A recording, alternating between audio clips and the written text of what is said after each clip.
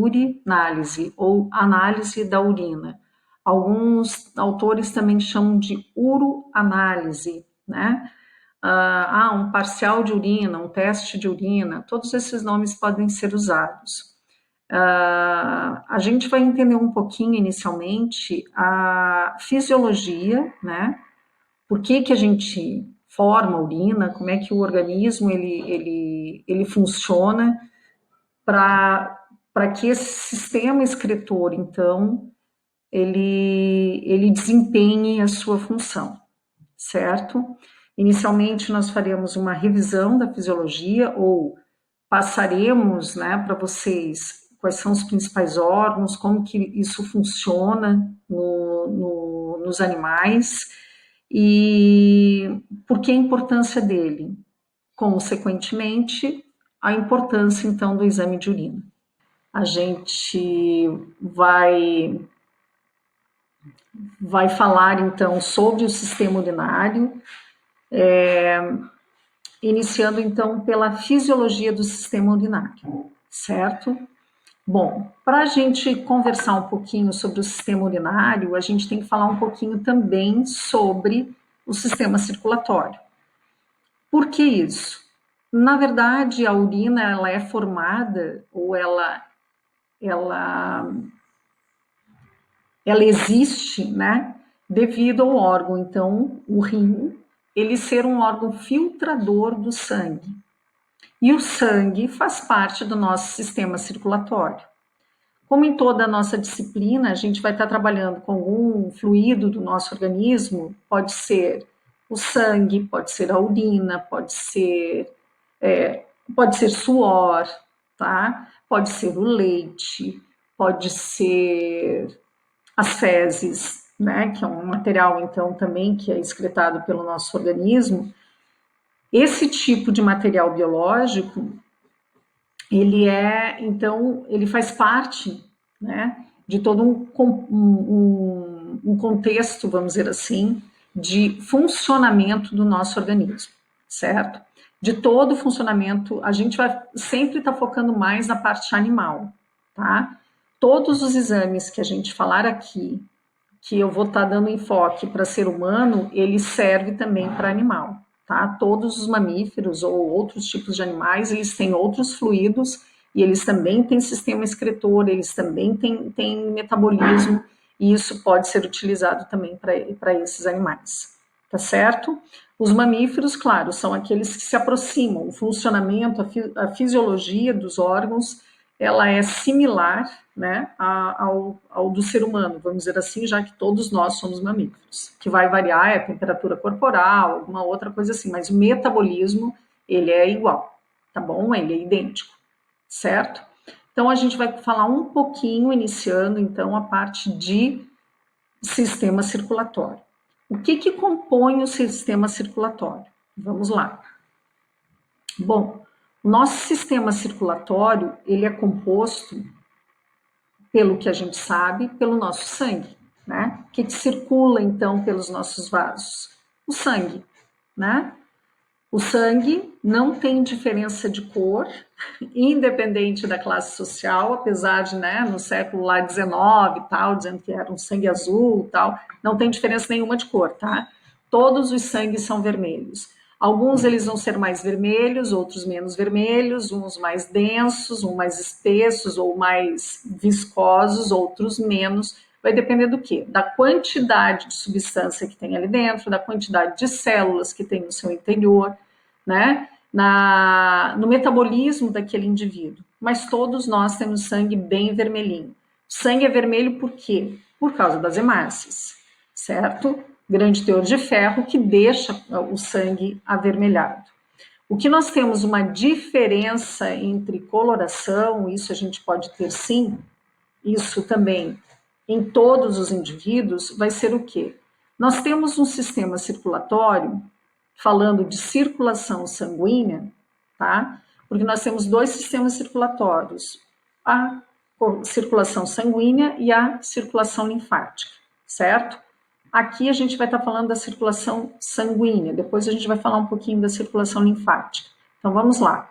Circulação sanguínea, nós temos o quê? Nós temos, eu vou colocar aqui para apresentar, acho que vai ficar melhor. Vamos lá. Circulação sanguínea, nós temos o quê? Nós temos uma circulação de vasos, certo? Que são tubos, vasos, mais vermelhos, sempre vão estar mais com a cor avermelhada, tá? Que a gente chama de artérias. E nós temos os vasos, que na maioria das vezes vai estar representado pela coloração azul, que são as veias. Qual é a grande diferença entre vasos artéria e vasos veia? A sua constituição, certo? Na artéria nós temos uma constituição de musculatura, de tecido um pouquinho diferente do que os vasos veias, devido à posição no organismo, tá? E a função que eles exercem. Uma é de carrear até os tecidos, né? Outro é tirar dos tecidos e levar novamente ao coração. Então, esse tipo de função pode alterar um pouquinho a composição, a histologia desses vasos, certo? Mas não que seja relevante aqui para nós, não é a situação. O que a gente precisa entender aqui? Nós temos uma grande bomba no nosso organismo, que é o quê? É o coração, é o músculo cardíaco. Ele, então, vai bombear, tá? Todo esse sangue ou esse líquido viscoso que nós temos no nosso organismo. Vocês notem que em nenhum momento nesse desenho, em nenhum momento no nosso corpo, né, há perda de sangue. Isso daqui é um sistema fechado, equilibrado, certo? Onde as trocas que acontecem, elas se dão no tecido. Em nenhum outro momento aqui, vocês veem trocas, somente quando a gente tem essa rede, tá? Menor aqui, ó. Os vasos, eles ficam menores, certo? A rede, ela parece que aumenta, né? Eu tenho um vaso, de um vaso eu posso passar para 2, de 2 eu posso passar para 10, mas eles vão ter o quê? Se eu tenho um aumento da quantidade, eu tenho uma diminuição do calibre. Se eu tenho um aumento do calibre, eu tenho uma diminuição da quantidade de vasos. Não é isso? Nós saímos aqui do coração, então, por uma artéria só, coração, uma artéria, que é a artéria aorta. Essa artéria aorta, então, sai do coração e desemboca, o sangue desemboca na artéria aorta, que vai fazer a distribuição para todo o nosso corpo, certo? Essa artéria aorta, ela vai se dividir em outros vasos, certo? Levando, então, à formação do quê? Nós vamos ter artéria, arteríola e capilares, certo? Então, aqui nós vamos ter o quê? Uma grande artéria, que é a maior, arteríola, que ela se divide aqui, a artéria, e os capilares, certo? Os capilares, na verdade, que são os órgãos, que são os vasos, desculpa, que entram em contato com os vasos, com os tecidos, fazendo então a troca entre o que está chegando pelo sangue e o que está no tecido. Então, as artérias, elas têm a função de carrear, tá bom? Elas vão o quê? Carrear os nutrientes, o oxigênio, aqui está o pulmão, ó, certo? Então, todo o oxigênio transportado e os nutrientes que foram captados aqui no intestino, eles vão o quê? Eles vão ser bombeados para os tecidos, para que a gente possa, então, utilizar, as células possam utilizar essas substâncias no seu metabolismo. Bom, assim, então, as artérias levam o sangue renovado, vamos dizer assim, cheio de nutrientes, rico em oxigênio, para os capilares, para os tecidos. Então, essa rede, vejam só, nós temos o coração e grandes vasos, e nós temos pequenos vasos que passam, né? Que vão passando, que chegam em contato com os tecidos. Não é o grande vaso que doa, né? Esses nutrientes, esse oxigênio para os tecidos, e sim os capilares, que são os pequenos. Bom, mas por que não é o grande vaso? Por que precisa ter essa rede de capilares? Porque, na verdade, a permeabilidade, a capacidade de passagem dessas substâncias por esse tipo de vaso maior, a substância não consegue passar por ele, demora muito o seu transporte. O que não acontece com os capilares? Os capilares, na verdade, são vasos bem fininhos, certo? Próximos ao tecido, onde a camada de células entre o tecido e o capilar, ela é muito tênue, nós só temos uma camadinha de células. Aqui, nas artérias maiores, para poder aguentar a pressão que existe nesses vasos, nós temos o quê? Um tecido grosso, um tecido com tecido muscular, com mais a célula, mais um outro tipo de tecido. Para quê? Para que ele não se rompa cada vez que o coração bombear. Então, o nosso corpo, ele se divide em pequenos vasos até os capilares, para que esses vasos, que são fininhos, eles consigam fazer trocas entre as células do tecido, certo? Então, eu tenho um capilar aqui e já tenho o tecido aqui, e tem um espaço entre o tecido, por exemplo, o rim, e o capilar, tá bom? Esse espaço entre o tecido do órgão e do capilar, a gente chama de espaço intersticial, tá? É um espaço entre as células, vamos dizer assim, tá bom? Então, espaço intersticial, tá? Bom, por que ele também, outro motivo? Como é que eu mantenho a mesma pressão que eu tenho aqui num vaso de um calibre maior e no vaso que eu tenho aqui embaixo? Como é que eu consigo manter esse estado dinâmico, esse estado de que haja o bombeamento, vá até a ponta lá do pé e ela retorne de novo para o coração? Bom, esse sistema que é fechado e que vai se dividindo em pequenos vasos, ele garante que, mudando a velocidade e a pressão, esse sistema se torne dinâmico, tá? Mantendo assim toda a estrutura e dinâmica de trocas que a gente precisa desse sistema circulatório.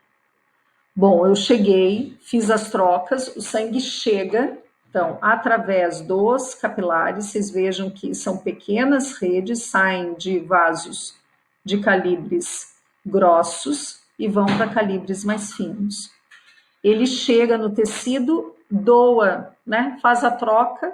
Então, o que tem, a gente já vai falar sobre os mecanismos de troca.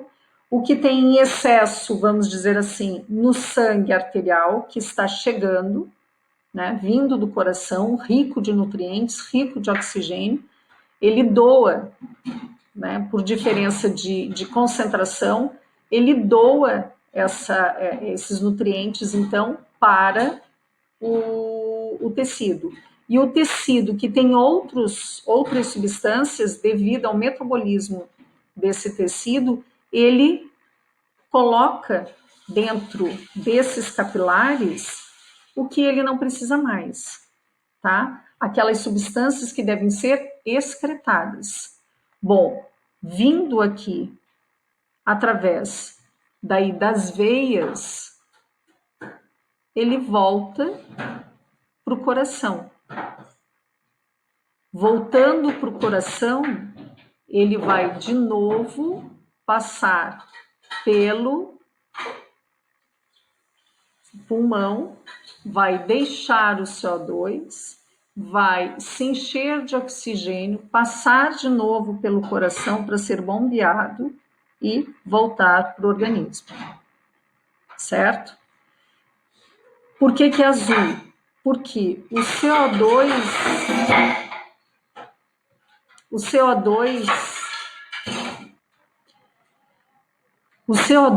que é, então, vindo dos tecidos, ele deixa o sangue mais escuro, tá? Por isso que essa representação de sangue vermelho e sangue, né? E a circulação mais azulada, mais escura, certo?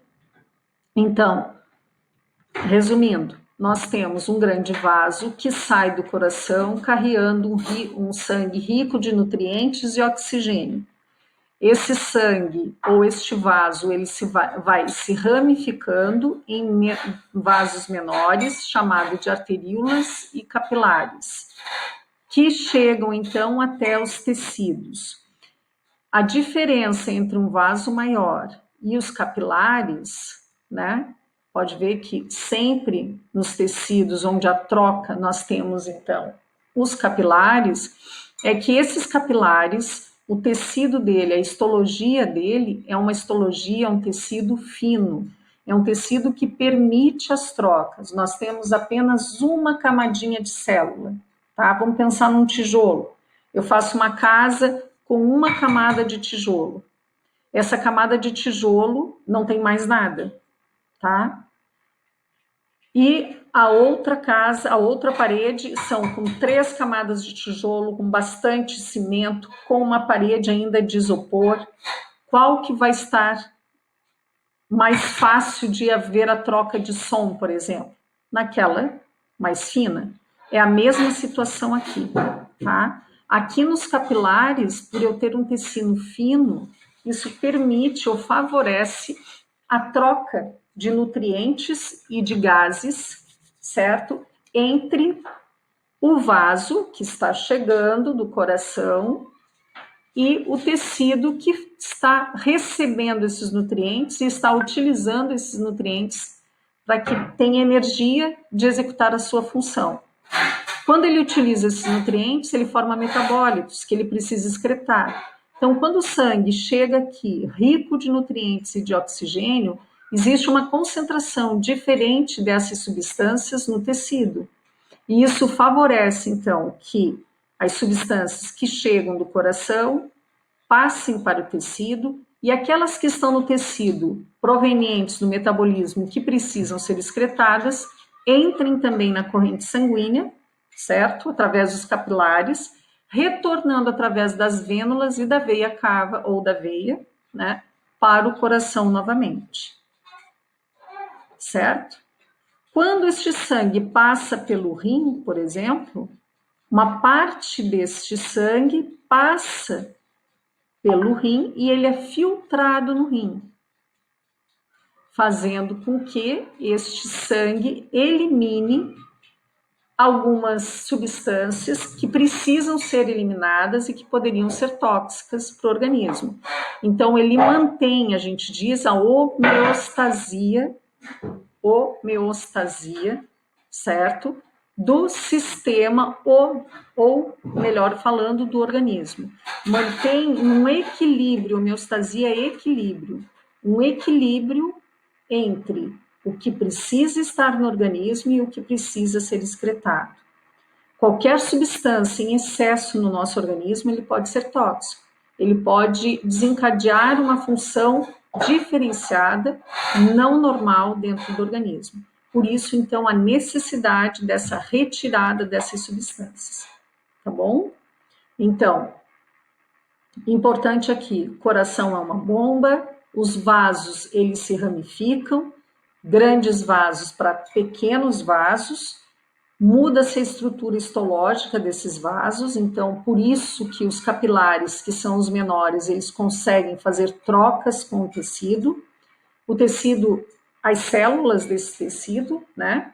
E eles podem, então, eles deixam substâncias necessárias quando chegam através das, né, vindo das artérias, arteríolas, e captam as substâncias que devem ser excretadas ou retiradas da célula, deste tecido, através das veias, tá? Quando o sangue vem pela artéria e passa pelo rim, o rim filtra este sangue, fazendo com que sejam eliminadas algumas substâncias através do rim, através do sistema excretor, ureter, bexiga, uretra, né? E retorna o que deve ficar no sangue, certo? Isso aqui é um mecanismo dinâmico, não paramos, o sistema circulatório não para um segundo, ele continua bombeando, por isso a importância aqui do coração. Se o coração bombear de forma diferente, menor ou com maior intensidade, o que a gente vai ter? Trocas diferenciadas aqui, ou não recebimento de nutrientes necessários para o funcionamento do corpo. Bate mais, bate menos, aumenta a pressão desses vasos, tá? Tudo isso vai alterar a filtração no rim, a captação e troca aqui de nutrientes e eliminação de substâncias, de metabólitos que devem ser eliminados, certo? Bom, falando um pouquinho de sistema, então, circulatório, a gente, além do sistema circulatório, nós temos um sistema chamado sistema linfático. O que é o sistema linfático? O sistema linfático é um sistema que existe, que capta este líquido que eu comentei com vocês, que é o líquido intersticial.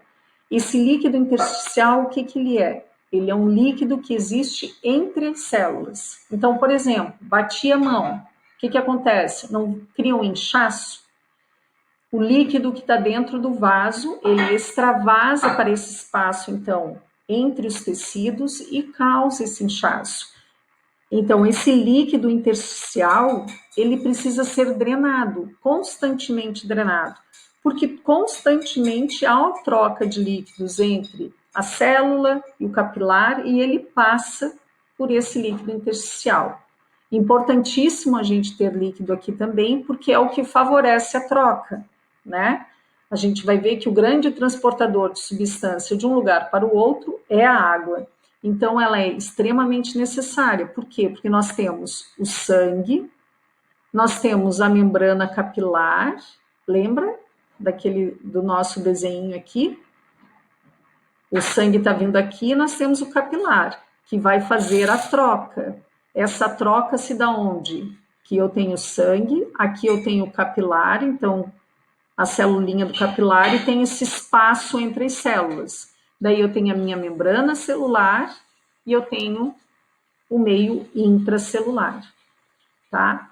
Esse espaço aqui intersticial, ele também possui um sistema circulatório para fazer essa drenagem, para não deixar excesso de líquido, de substâncias aqui neste meio. Então é o que a gente chama de sistema linfático. Então, a linfa, o sistema linfático, o que ele faz? Ele é um líquido de drenagem entre o tecido e o capilar. Tecido e capilar. Nós temos o capilar, nós temos um espaço para depois ter o tecido. Esse espaço é chamado espaço intersticial, onde nós temos o líquido intersticial, tá?